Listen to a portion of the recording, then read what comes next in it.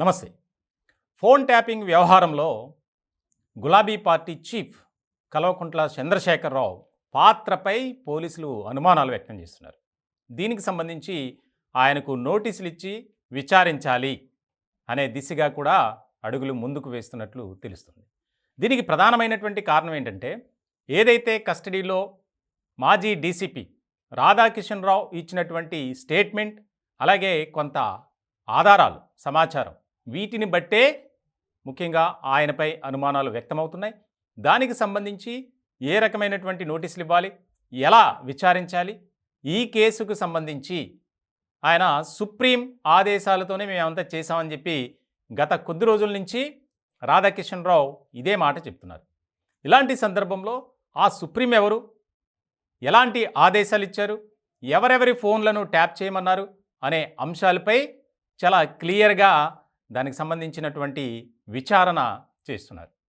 ఇలాంటి సందర్భంలో పోలీస్ వర్గాల్లో కానీ రాజకీయ వర్గాల్లో ఒక చర్చ జరుగుతుంది.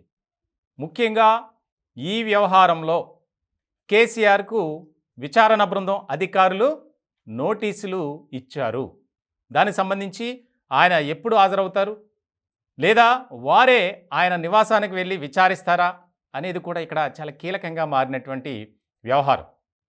దేశవ్యాప్తంగా సంచలనం కలిగించినటువంటి ఈ కేసులో ఇప్పటికే 4 అరెస్ట్ అయ్యారు. ప్రణీత్ రావు, భుజంగరావు, తిరుపతన్న, అలాగే రాధాకిషన్ రావు. ఆ ముగ్గురు ఇచ్చినటువంటి సమాచారం కొంత అయితే, రాధాకిషన్ రావు అయితే ఎప్పుడు ఏం జరిగింది, ఎలా సోదాలు జరిపారు, ఎలా దాడులు చేశాం, ఏ రకంగా అక్కడ ఉన్నటువంటి హవాలా వ్యాపారుల నుంచి స్వాధీనం చేసుకున్నటువంటి డబ్బును ఎక్కడికి తరలించారు, ఆ తరలించడానికి ఎవరు వాహనాలను సిద్ధం చేశారు అనే దాని మీద కూడా ఒక రకమైనటువంటి వివరాలు ఇచ్చినట్లు కూడా మనకు తెలుస్తుంది. ఇలాంటి సందర్భంలోనే ఒక మాజీ ఐఏఎస్ అధికారి పేరు కూడా బలంగా వినిపిస్తుంది. ఇటువంటి సందర్భంలో ఆయనకు కూడా నోటీసులు ఇచ్చి విచారించాలి. ఇప్పటికే ఈ వ్యవహారంలో దాదాపు 100 మందిని విచారణ బృందం అధికారులు విచారించారు.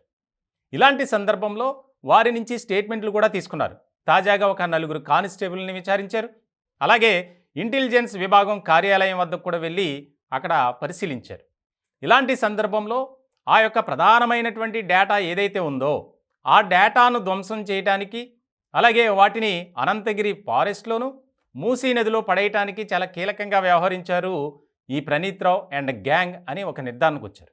ఇలాంటి సందర్భంలో ముఖ్యంగా రాధాకిషన్ రావు ఇచ్చినటువంటి ఆ యొక్క ఏదైతే స్టేట్మెంట్ ఉందో, వివరాలు ఉన్నాయో, వాటిని ఆధారంగా చేసుకొని గులాబీ పార్టీ చీఫ్కి నోటీసులు ఇచ్చి విచారించాలి అనే దిశగా అడుగులు వేస్తున్నారు. దీనికి సంబంధించి న్యాయ నిపుణుల సలహా కూడా మోస్ట్ ఇంపార్టెంట్గా భావిస్తుంది. ఇలాంటి సందర్భంలో త్వరలోనే దీనికి సంబంధించి మరికొంతమంది అరెస్టులు ఉండబోతున్నాయి. రాధాకిషన్ రావు కస్టడీ పూర్తయింది.